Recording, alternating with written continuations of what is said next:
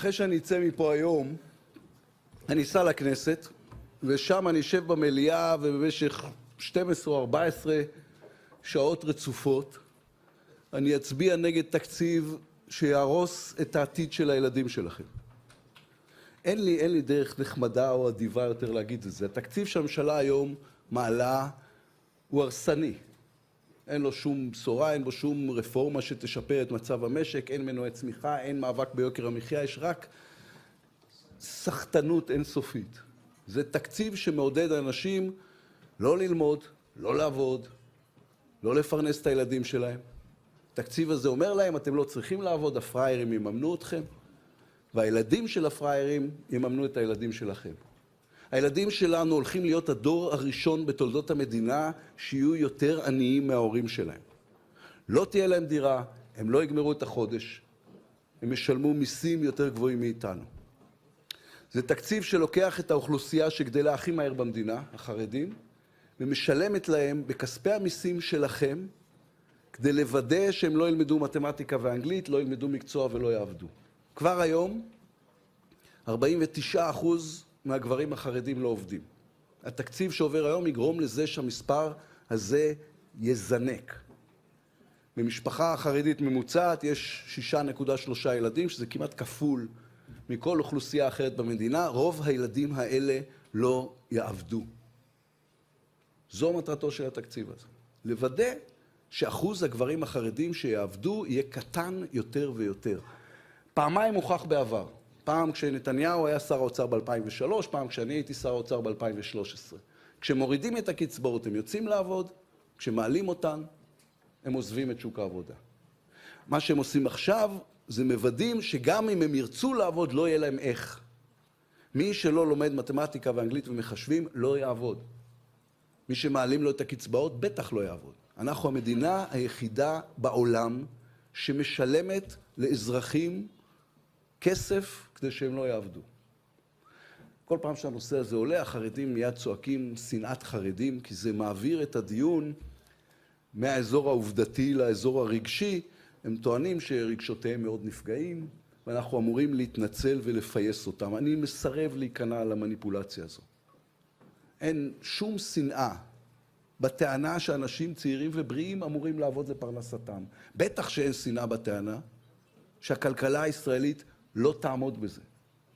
עובדות לא נעימות הן עדיין עובדות.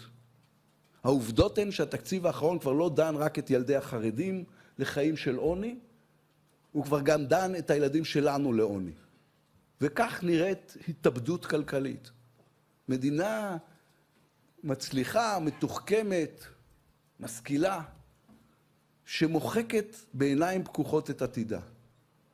זה לא משהו שאני אומר מהאופוזיציה או מהפוזיציה. זה מה שאומרת הכלכלנית הראשית באוצר, זה מה שאומרים בבנק ישראל, זה מה שאומר מסמך חריג בחריפותו שהגיש לממשלה אגף התקציבים יחד עם התקציב, וזה מה שאומרים 120 כלכלנים בכירים במכתב שנשלח רק אתמול לראש הממשלה. וזה לא רק התאבדות כלכלית, ככה גם נראית התאבדות ערכית. אומרים לאנשים שעובדים קשה, אתם פריירים. אומרים לאנשים שמשרתים בצבא ועושים מילואים, אתם פריירים. אומרים לאנשים שאוהבים את המדינה, המדינה לא רואה אתכם ממטר. בתקציב שנגדו נצביע הלילה יש 14 מיליארד שקל כספים קואליציוניים. מיליארד זה 1,000 מיליון. הם מחלקים אחד לשני 14,000 מיליון שקלים, אבל הם לא מצאו 3 מיליון שקל לכנפיים של קרמבו. ארגון של בני נוער שמטפלים ומבלים עם אנשים עם צרכים מיוחדים ועם נכויות קשות. והתקציב הזה לא הוסיף אגורה שחוקה לניצולי שואה, אבל לא הייתה להם שום בעיה לתת 287 מיליון שקלים לאבי מעוז, כדי שהוא ישתמש בהם להפיץ תורות גזע נגד נשים ונגד להט"בים ונגד חילונים. ה-287 מיליון שקלים האלה מגיעים ממשלמי המיסים בישראל. האחיינית שלי, נוגה, היא לסבית. זה מהכסף שלה. היא עובדת קשה, ולוקחים את הכסף שלה, ומשתמשים בו בשביל לנסות להשפיל אותה. למזלנו היא בחורה חזקה, והיא יודעת שהיא נבראה בצלם, ואלוהים אוהב אותה, וגם אני אוהב אותה. אני רוצה שיהיה ברור, אני לא אומר רק מה לא, אלא גם מה כן. הצגנו תקציב אלטרנטיבי, הוא ממוקד בשני הדברים שתקציב נורמלי במדינה נורמלית צריך להיות ממוקד בהם, שזה מנועי צמיחה ומאבק ביוקר המחיה. במקום 14 מיליארד שקל כספים קואליציוניים, צריך לקחת 8 מיליארד ולהוריד את המע"מ ב2%. יהיה לזה אפקט מיידי על יוקר המחיה, על מחיר העגלה בסופר. עוד 6 מיליארד צריך להשקיע במנועי צמיחה, בעיקר בחיזוק תעשיות החדשנות בישראל. ה-AI משנה את העולם. זה מהפכה בסדר גודל של המצאת המחשב והמצאת האינטרנט, אולי אפילו יותר גדול. אז אנחנו צריכים עכשיו להכפיל את תקציב רשות החדשנות, לא לקצץ אותו. וגם בתקציב שלנו יופנו משאבים למגזר החרדי ולחרד"לים, הם אזרחים ישראלים, המדינה אמורה לדאוג גם להם. אבל את התקציבים האלה צריך להפנות רק למערכות חינוך, שבהם מלמדים מתמטיקה ואנגלית ומחשבים וארגז כלים בסיסי לשוק העבודה. יש חשיבות לעולם התורה, לישיבות. אבל הן לא יכולות לשמש עיר מקלט מפני השירות הצבאי או האזרחי, והן בטח לא צריכות לשמש עיר מקלט מפני החובה הבסיסית של כל אזרח לפרנס את עצמו ואת ילדיו. העובדה שבמדינת ישראל יש זרמי חינוך שונים במקום חינוך ממלכתי אחד, היא טעות היסטורית קשה של דור המייסדים. אז צריך לתקן אותה, אבל זה לא פותר את המדינה מחובתה לממן חינוך לכל ילד, רק בתנאי שיהיה באמת חינוך, גם מקצועי וגם ערכי. לא יכול להיות שבמדינת ישראל יהיו מאות אלפי תלמידים שיסיימו 12 שנות לימוד, בלי שהם שמעו אפילו פעם אחת על משפט פיתגורס, ולא שמעו משפט אחד באנגלית, ולא שמעו משפט אחד על מגילת העצמאות או על חשיבות הדמוקרטיה. אנחנו נתנגד לתקציב הזה כמובן, אבל אני רוצה להגיד יותר מזה. כדאי שכולנו נעבוד קשה כדי לחזור מהר לשלטון. כי מערכות מתרחבות בקלות, אבל מתכווצות הרבה יותר בקושי.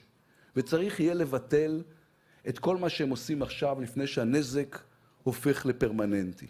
ואני שמעתי כבר את כל אלה שאומרים, אם בשביל להיות בשלטון, אתם הייתם נותנים להם אותו דבר. זה תמיד אותה בעיה עם ציניקנים. הם חושבים שכולם כמוהם. אז לא. לא נתתי להם כשהייתי בשלטון, וגם לא ניתן, מפני שאנחנו אוהבים את הילדים שלנו, והעתיד שלהם הוא לא משהו שאתה נותן במשא ומתן קואליציוני. ולכל מי שאומר, אבל בלעדיהם לא תקימו ממשלה לעולם, אני רוצה להזכיר. אמרתם בדיוק את אותו דבר בשתי הפעמים הקודמות שבהם הקמתי ממשלות בלעדיהם. אני לא פוסל אותם, אני לא מחרים אותם, אבל הם צריכים לדעת שגם לנו יש עקרונות שמהם לא נזוז. הערכים שלנו קדושים בעינינו לא פחות ממה שהערכים שלהם קדושים בעיניהם. אנחנו לא נסכים לממן את הרס העתיד של ילדינו, אנחנו נדרוש לימודי ליבה בכל בית ספר בישראל, אנחנו ניאבק על גיוס לצבא או לשירות אזרחי, ואנחנו לא ניתן לגזענים ולמשיחיים להיכנס לבתי הספר של הילדים שלנו. בחודשים האחרונים קרו במדינת ישראל הרבה מאוד דברים רעים מאוד. אבל קרה גם נס אחד. המחנה הליברלי קם. מיליוני אנשים שמאמינים במדינה יהודית ודמוקרטית ולאומית וליברלית, וגם מוכנים להיאבק כדי שהיא תהיה כזו. למענם ובשמם. אני אצא מפה היום, ואני אסע לכנסת כדי להצביע נגד התקציב ההרסני, החמדני, המושחת והמסוכן ביותר, שאי פעם הונח על שולחנה של כנסת ישראל. תודה רבה.